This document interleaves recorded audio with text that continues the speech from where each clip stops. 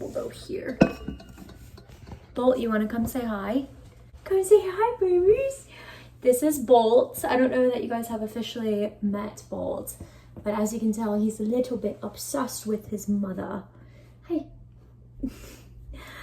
What is up, you guys, and welcome back to another video. I'm excited because today is a video I talked about filming forever ago, but oh, okay. So actually you can't be in the video like that because you actually didn't take the NCLEX. So you can't tell them what they have to do to study. Okay, this is a video I have been longly anticipating making, but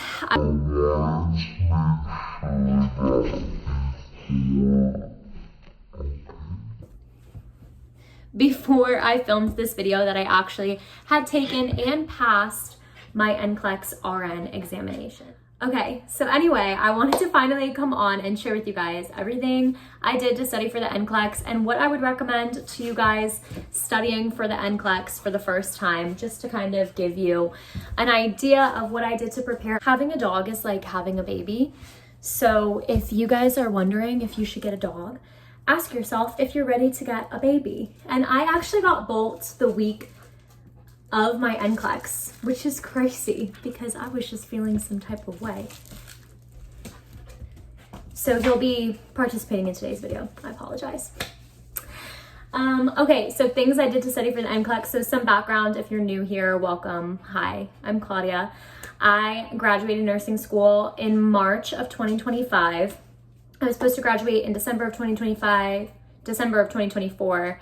I ended up failing my last class by a question and it sent me on an emotional spiral. So if you watch back those videos, you'll see I was down bad, but can attest and say that it does get better. And I'm in a much better place mentally now, especially since it's all over. And passing my NCLEX was that moment for me where it all just felt good and worked out. And it was like the relief that I had just been waiting for. So what did I do to study for the NCLEX? At my school, we do not have a preceptorship. So our last quarter is considered a comprehensive quarter. So you take classes. So the class is basically just like an NCLEX prep course. And so it covers kind of a general idea of content and then it tests you specifically the way that the NCLEX does. I know that that is not really beneficial. And I took that class twice. So like when I sat down for the NCLEX, I was pretty well prepared. I feel for it. Just because I feel like taking the class 2 times and especially the second time, I did not get anything out of taking the class the second time, but having been doing so poorly the first time around, I really did get an insight to like what the NCLEX was, what it was going to be testing me on, and how to answer the questions because I think something was the right answer and I would be wrong because it wasn't like NCLEX priority. NCLEX is very different than nursing school. So I do feel like our school did prepare us, which pains me to say because I hate my school and like what they put me through emotionally. But I do think it made a difference for me going into the NCLEX rather.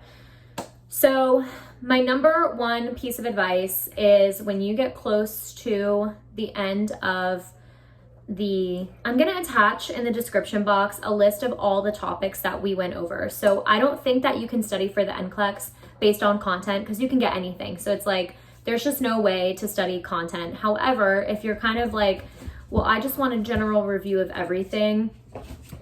These were the topics that we did in our prep class. And basically for each body system, I'll kind of put the document up on the screen so you can see. But basically for each section, what I would work on is knowing the signs and symptoms, knowing the people most at risk for it, like all of the really, really crucial details of these topics. And then that's what our exams would be based on in a randomized order. So like this is the content that I was studying the first time around in the quarter. So understanding sickle cell, what's the treatment for sickle cell? Everybody knows you want to hydrate them, you want to oxygenate them, you want to have pain management for them. Crutches, like, okay, understanding the different types of gaits, who you would use them for, what would be most effective. These were like the meds that we got tested on. These are your big ones. Lithium toxicity signs and symptoms. You're going to want to know the reversal agents for the big drugs like magnesium sulfate. just stuff like that, where it was like super helpful knowing that the number one side effect for antipsychotic meds is this, knowing it's this for whatever else. It will help you kind of at least feel like you're preparing. So if you're like, I want to study content, that's what I feel like I need to do, I totally get that. And maybe this list will help you, because like I said, this is the list that we use in our last quarter to study content. In terms of applying the content, I cannot stress enough the importance of doing practice questions. I don't care what anybody says, Saunders sucks. I did not like Saunders at all. I did not use Saunders at all. I tried UWorld, I was not a fan. People say it's one or the other. And here is my attestation. I don't know how to say it. Here's basically my thoughts on Archer versus UWorld. I didn't use UWorld, I used Archer. I can tell you verbatim, there were not only questions on my NCLEX from Archer, there were also questions directly on my exams from Archer. So like, I just feel that Archer really did prepare me for the NCLEX, doing all the practice questions, doing the readiness assessments. I'm gonna show you guys something though, okay? I talked about this in a vlog that you guys are gonna see at some point. I don't know if this will go up before the vlog or after the vlog, or honestly, I don't know what I'm doing. And if you're new here and you're looking for structure, you just will not get that from me, because I live a very chaotic life, and therefore my YouTube channel reflects that. Okay, so I'm gonna show you what Archer looks like in case you guys don't know and you're like, I don't know what it's by. See if you like the layout, see if it's your jam. But basically, this is what Archer looks like. So I bought SurePass, and this is what the question bank looks like. I do have a friend using this right now, but basically you get these questions, you have the NGN questions, like next gen, and then you have traditional questions. So I would do, Archer has study plans. I tried to follow the 12-week one during the quarter, my second quarter of school. I'm gonna be honest with you, I really did not do that. I'm actually gonna be really honest with you. I think the majority of my studying came from the first quarter that I took the prep class, not the second time around. It was a rough go round. But if it makes you feel any better, so when you're on Archer, you can create an exam, you can create a test. I should screen record. But when you go to create an exam, your screen's gonna look like so, okay? And then you have tutorial mode, which is like you get an answer right away when you're done answering. Okay. Do you want to learn how to pass the NCLEX in 85 questions? Or you can do an adaptive test and you can do a readiness assessment. I passed every single adaptive test that I took, meaning like you get 85 questions, it shuts off after 85 and it gives you pass or fail. I got a pass on every single one. Now the readiness assessments, now she was a different story. Let's see if I can find what it was, because this might make you feel better too. Can you stop doing that? So I'm gonna show you, this is my readiness assessment. So the readiness assessments, they say on Archer, if you get 4 very high readiness assessments, you have like a really great chance of passing the NCLEX. I'm gonna be for real with you. I don't know if you guys see this, but it's going borderline, borderline, borderline, borderline, low, low, borderline, borderline, borderline, high, okay? Now this is right before the NCLEX. This is the day before the NCLEX, I got 2 lows. I said, oh, I'm about to fail this. Like, I have not been taking it seriously because I am annoyed and I like hate nursing and I don't want to be a nurse, and I was like in my bitter era. So I'm like, oh, now I'm really about to like not even be a nurse. Like, this is great. And then I passed an 85. My exam shut off and I was like, that was the easiest exam I ever did take. And that might be controversial, okay? And I don't say that. It's easy to like diminish anybody else's experiences. For me, I found the NCLEX very easy. What is the reason that I feel that way? I think a couple of things. Number one, I had no stress when I took my NCLEX because I didn't have a job on the line.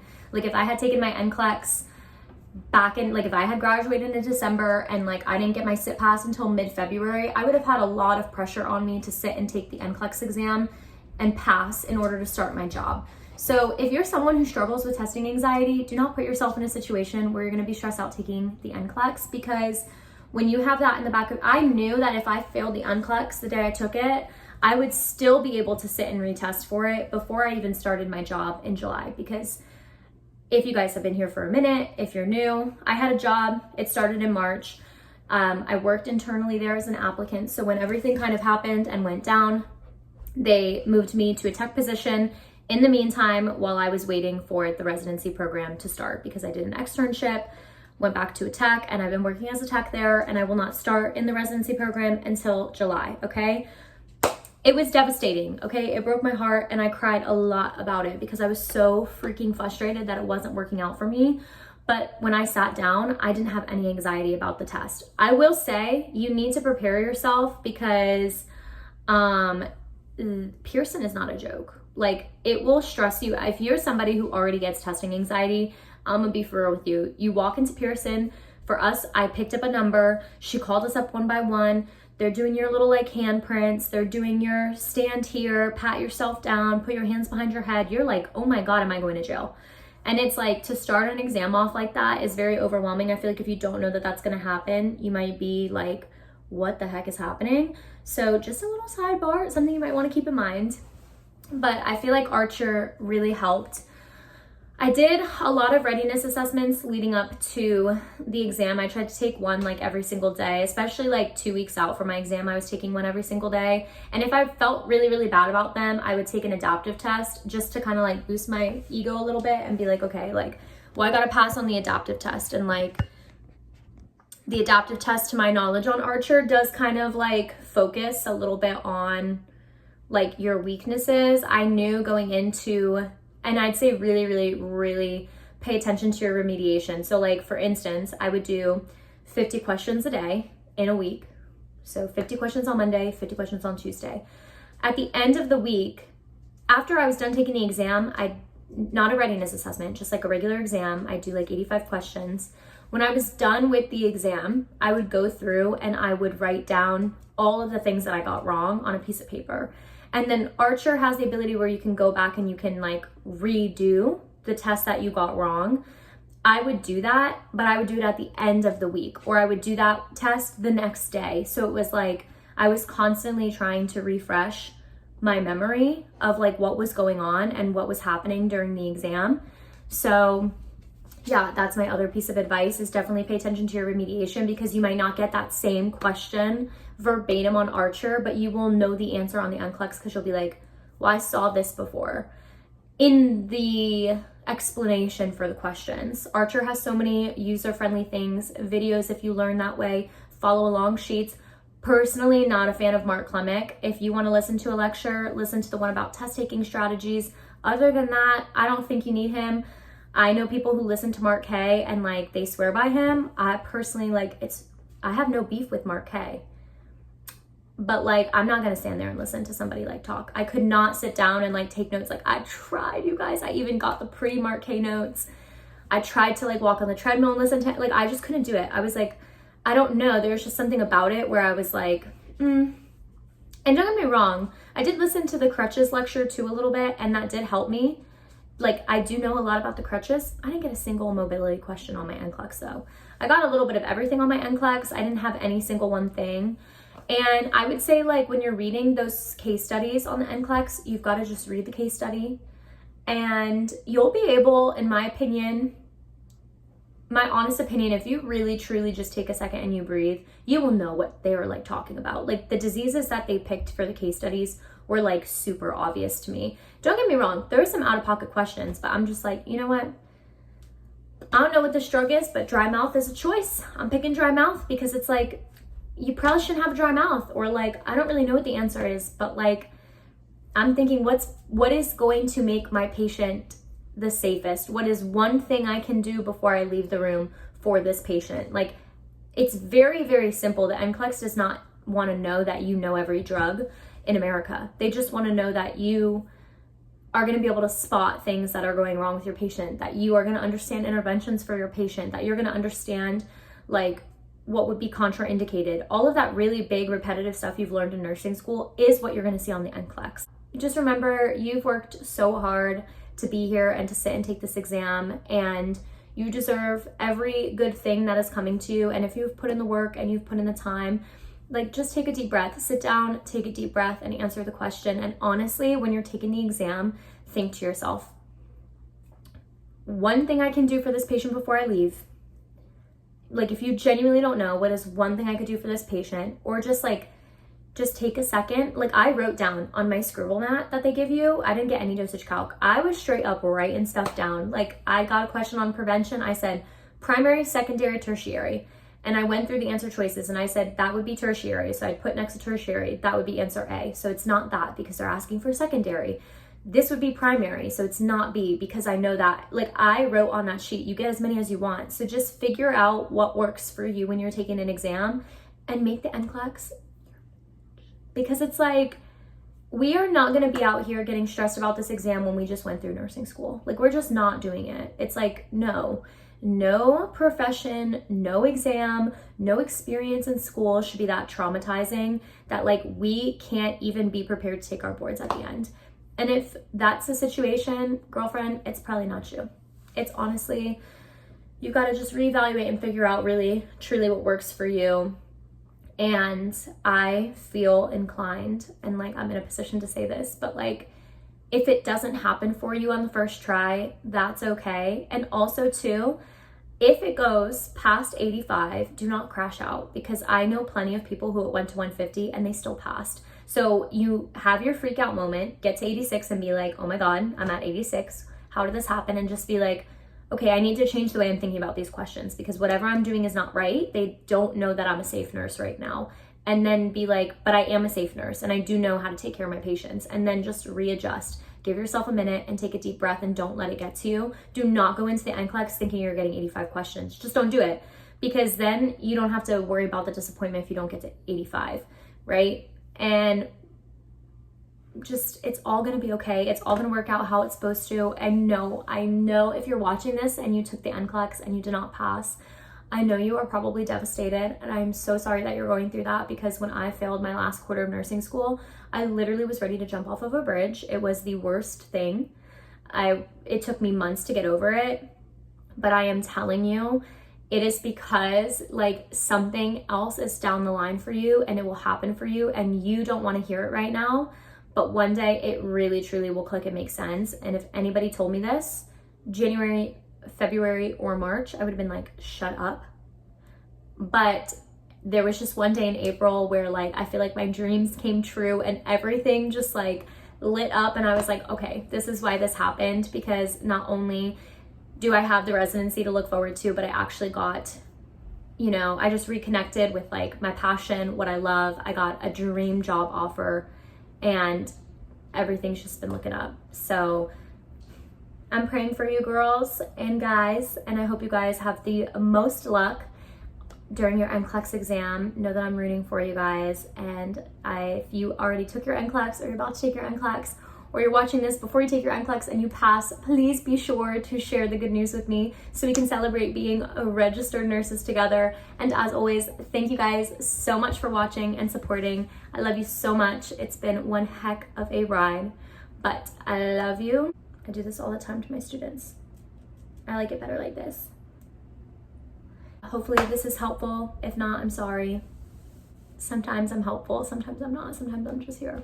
But stay around, because you know, we're redoing the apartment right now. We're in a different era of life now, post-grad life, and it's heavenly.